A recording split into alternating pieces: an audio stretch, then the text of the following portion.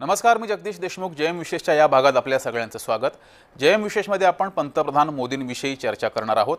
मोदींचा आज 75वा वाढदिवस आहे. सर्वाधिक वेळेला निवडून आलेले पंतप्रधान म्हणून मोदींनी जवाहरलाल नेहरूंची बरोबरी केली आहे.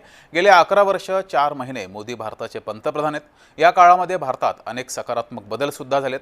अर्थव्यवस्था वाढलेली आहे, पायाभूत सुविधा वाढलेल्या आहेत. अत्याधुनिक तंत्रज्ञानाच्या क्षेत्रात भारत आज वेगानं प्रगती करतोय. अनेक क्षेत्रांमध्ये अजूनही भरीव कामगिरी करायची आहे, हे मान्यच. मात्र 21व्या शतकात भारताची घौडदौड ही सुरू राहावी यासाठी मोदी आणि त्यांच्या सर्व मंत्रिमंडळाने बरेच प्रयत्न केलेत. अनेक गोष्टींमध्ये त्यांना यश सुद्धा आलंय. पाहुयात मोदींच्या वाढदिवशी त्यांच्यावर कशा प्रकारे शुभेच्छांचा वर्षाव झालाय ते.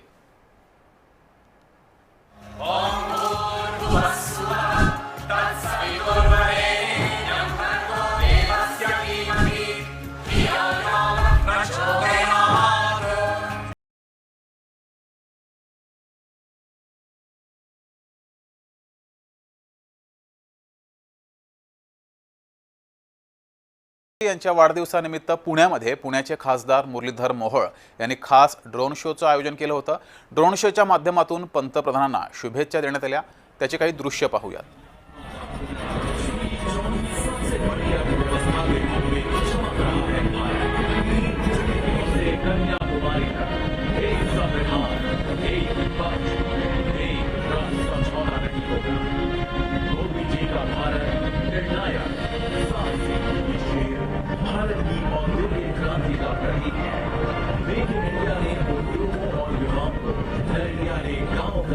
इंटरनेट से जोड़ा और शासन को सीधे जनता के हाथ में पहुंचाया।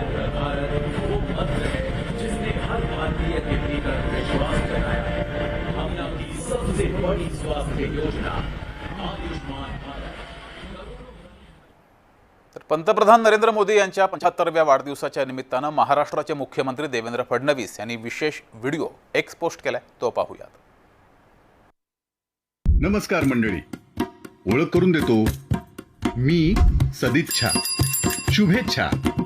ख्याली खुशालीचं गाठोडं घेऊन कित्येक किलोमीटरचा प्रवास करून गाव खेड्यातून अखंड भारताच्या कानाकोपऱ्यात नाती जोडणारी देशातील सर्वात मोठी टपाल सेवा देणारा महाराष्ट्र बोलतोय. आज मी आलोय थेट दिल्लीला माझ्या मातीतलं पत्र घेऊन. पाहूयात तर मग काय लिहिलं या पत्रात. माननीय पंतप्रधान श्री नरेंद्र मोदीजी, सस्नेह नमस्कार. असं म्हणतात, पत्रातून आपल्या भावना निसंकोचपणे व्यक्त करता येतात. म्हणूनच आज मी हे पत्र तुम्हाला लिहित आहे. बरं, हे पत्र मी मराठी भाषेत लिहितोय कारण मराठी भाषेला अभिजात भाषा म्हणून राजमान्यता देण्याचा ऐतिहासिक निर्णय घेऊन तुम्ही महाराष्ट्राच्या अस्मितेचा सन्मान केला आहे. एवढंच काय, तर महाराष्ट्राच्या प्रत्येक मराठी पत्राला मराठी भाषेतूनच उत्तर देण्याचा तुमचा निर्णय हा महाराष्ट्रातील मराठी माणसाचा स्वाभिमान जपणारा आहे. 2014 साली सुरू झालेला तुमचा पंतप्रधान पदाचा प्रवास आज 2024 मध्ये देखील तुमच्या कुशल प्रशासनाचे दाखले देत आहे.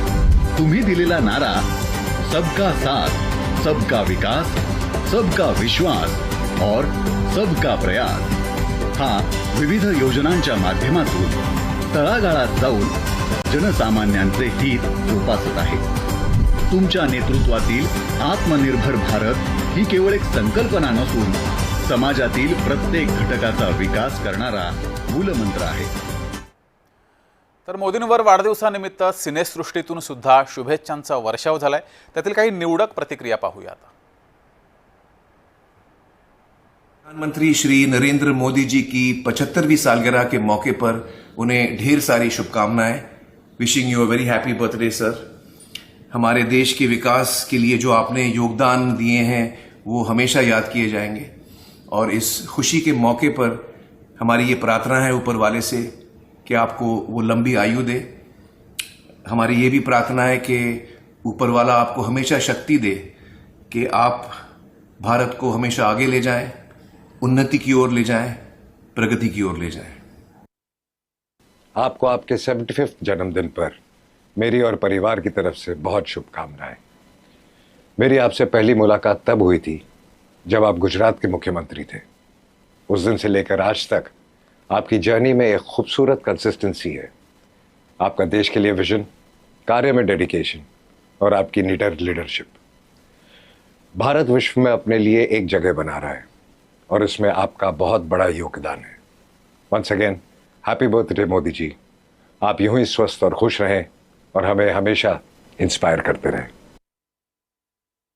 You a very happy birthday, Honorable Prime Minister Narendra Modi ji.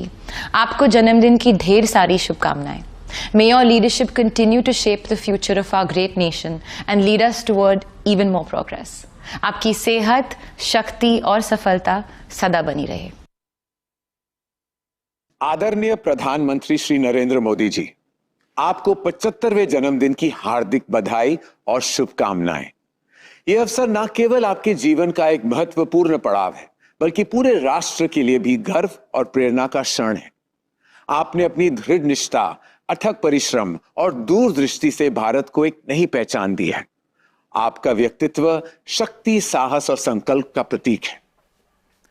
तर पंतप्रधान नरेंद्र मोदींना विविध राजकीय नेत्यांनी सुद्धा वाढदिवसाच्या शुभेच्छा दिल्यात, त्याही पाहूयात। राहुल गांधी यांनी शुभेच्छा दिलेल्या आहेत पंतप्रधान नरेंद्र मोदींना वाढदिवसाच्या शुभेच्छा, त्यांना उत्तम आरोग्य लाभो असं म्हटलंय।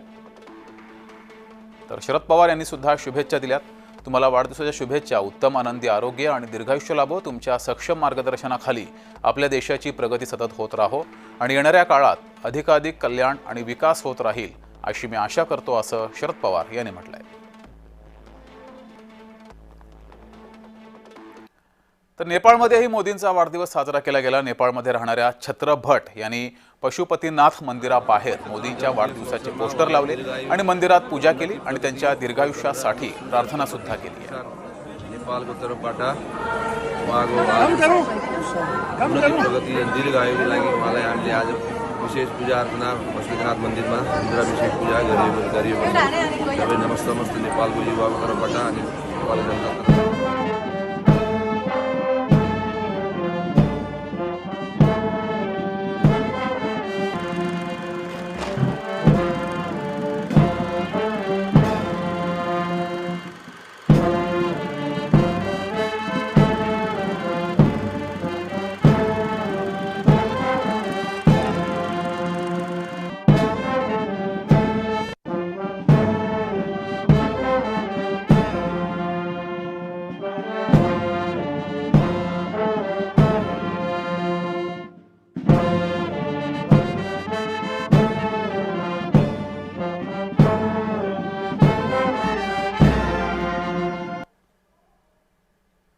Your Excellency, I join our Gyalsups, our national service men and women, and indeed all the people of Bhutan in offering our warmest wishes on your 75th birth anniversary.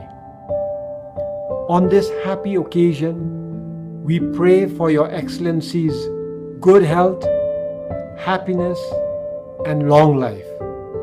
Tashidile. Shri Narendra Modi chulu ngachi dubi najin holle tumbi nimdelo tashi tilishu kusi ringwar shu. Happy birthday, Your Excellency Modi ji.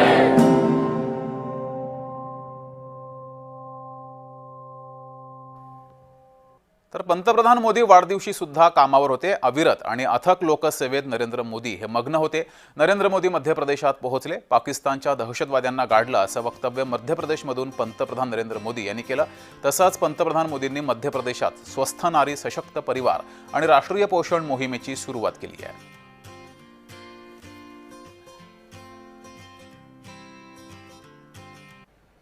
Pakistan से आए आतंकियों ने हमारी बहनों बेटियों का सिंदूर उजाड़ा था। हमने operation सिंदूर करके आतंकी ठिकानों को उजाड़ दिया है।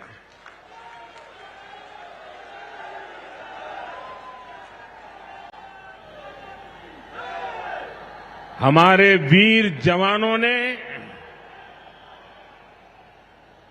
पलक झपकते ही पाकिस्तान को घुटनों पर ला दिया। तर मोदींच्या वाढदिवसानिमित्त राज्यभरात आणि देशभरात अनेक ठिकाणी विविध कार्यक्रमांचं आयोजन केलं गेलं। मुंबईमध्ये रक्तदान शिबिराचं आयोजन केलं गेलं। यावेळेस अभिनेता विवेक ओबेरॉय यांनी सुद्धा रक्तदान केलंय।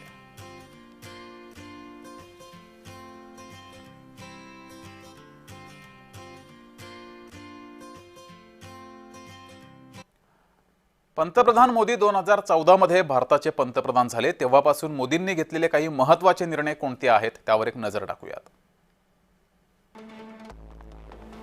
2014 मध्ये मेक इन इंडिया हा एक महत्त्वाचा निर्णय घेतला गेला। अनेक वस्तू या भारतामध्येच तयार केल्या जातील असा निर्णय घेतला गेला। 2015 मध्ये डिजिटल इंडिया हा निर्णय घेतला गेला। अनेक प्लॅटफॉर्मवर डिजिटलचा वापर केला जाऊ लागला। 2016 मध्ये नोटबंदीचा निर्णय घेतला, यावर काही प्रमाणात टीका सुद्धा झाली होती। 2016 मध्ये उज्ज्वला योजना हा महिलांसाठी एक महत्त्वाचा निर्णय मोदींनी घेतला। 2016 मध्ये सर्जिकल स्ट्राईक केलं, पाकवर हा सर्जिकल स्ट्राईक करण्यात आला। 2017 मध्ये देशभरात जीएसटी लागू करण्यात आली। 2019 मध्ये 370 कलम जम्मू काश्मीरमधून हटवलं। 2019 मध्ये ट्रिपल तलाक हटवलं, हा सुद्धा एक महत्त्वाचा निर्णय मुस्लिम समाजासाठी, मुस्लिम महिलांसाठी घेतला। 2020 मध्ये देशात सीएए लागू केलं गेलं। 2023 मध्ये दक्षिण ध्रुवावर चांद्रयान यशस्वीरित्या उतरवलं गेलं। 2023 मध्ये G20चं यजमानपद हे भारताकडे होतं। 2024 मध्ये राम मंदिर उद्घाटन सुद्धा झालेलं आहे।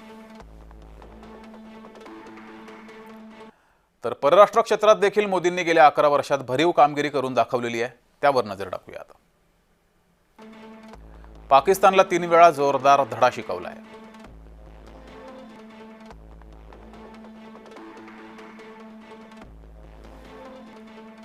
आंतरराष्ट्रीय पटलावर पाकिस्तानला एकटं पाडलंय।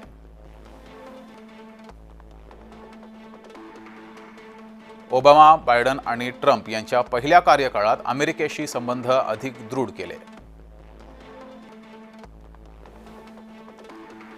रशियाशी देखील संबंध उत्तम आहेत। कमी दरात मिळत असलेलं तेल अमेरिकेचा विरोध झुगारून विकत घेतलं।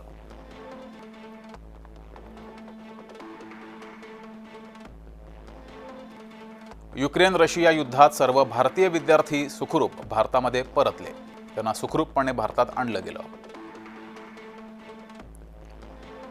आखाती देशांशी उत्तम संबंध आहेत, व्यापार सुद्धा वाढलेला आहे। पाक विरोधातील संघर्षात आखाती देश कायम भारताच्या बाजूने उभे राहिलेत। आफ्रिकन देशांशी भारताचे संबंध हे अधिक चांगले झालेत। कोविड काळामध्ये भारतानं 100 देशांना लसीचे एकूण 30 कोटी डोस विनामूल्य पुरवलेत। जून 2025 पासून ट्रम्प यांनी बेताल बडबड सुरू केल्यावर त्यावर प्रतिक्रिया देणं हे टाळलेलं आहे। त्यामुळे ट्रम्प यांचंच हसं झालंय। ट्रम्प स्वतःहून वठणीवर आलेत। नेपाळ, बांगलादेश, श्रीलंका या देशातील अंतर्गत कलहांमध्ये हस्तक्षेप करणं पंतप्रधान नरेंद्र मोदी यांनी टाळलंय। त्यामुळे त्या देशातील जनतेला अंतर्गत संघर्षाचं खापर भारतावर फोडता आलं नाही। तर मोदी पंतप्रधान झाल्यापासून त्यांच्या भाजप या पक्षाला कसं राजकीय यश मिळत गेलंय ते सुद्धा पाहूयात। ऑक्टोबर 2014 मध्ये महाराष्ट्रात तब्बल 15 वर्षांनी युती सरकार आलं। 2014 मध्ये हरियाणामध्ये देखील भाजपाचं सरकार आलं। 2016 मध्ये आसाममध्ये भाजपाचा विजय झाला। काँग्रेसमधून भाजपामध्ये आलेले हिमंत बिश्व शर्मा हे मुख्यमंत्री झाले। 2017 मध्ये उत्तर प्रदेशात 2 दशकानंतर भाजपाचं सरकार आलं। 2017 मध्ये गुजरात विधानसभा निवडणुकीत भाजपानं पुन्हा एकदा विजय मिळवला। 2019 लोकसभा निवडणुकीत भाजपाला अभूतपूर्व जागा मिळाल्या। 303 जागांवर विजय, एनडीएला 353 जागा मिळाल्या। 2019 लोकसभा निवडणुकीत पश्चिम बंगालमधील जागा 0 वरून 18 वर आल्या। मार्च 2020मध्ये ज्योतिरादित्य सिंधिया भाजपमध्ये त्यांनी प्रवेश केला. मध्य प्रदेशमध्ये सरकार स्थापन केलं. 2022मध्ये उत्तर प्रदेशमध्ये पुन्हा योगी सरकार आलं. 2022मध्ये गुजरातमध्ये 182 पैकी 156 जागांवर भाजपानं विजय मिळवला. 2023मध्ये राजस्थान, मध्य प्रदेश, छत्तीसगड या राज्यांमध्ये भाजपाची सत्ता आली. 2024च्या लोकसभा निवडणुकीत एनडीएचा विजय झाला. मोदी हे तिसऱ्यांदा पंतप्रधानपदी विराजमान झाले. नोव्हेंबर 2024मध्ये महाराष्ट्रात भाजपाला अभूतपूर्व यश मिळालं. महायुतीचं सरकार स्थापन झालं.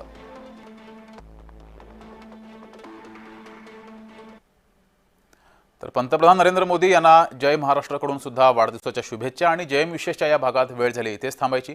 बघत राहा जय महाराष्ट्र.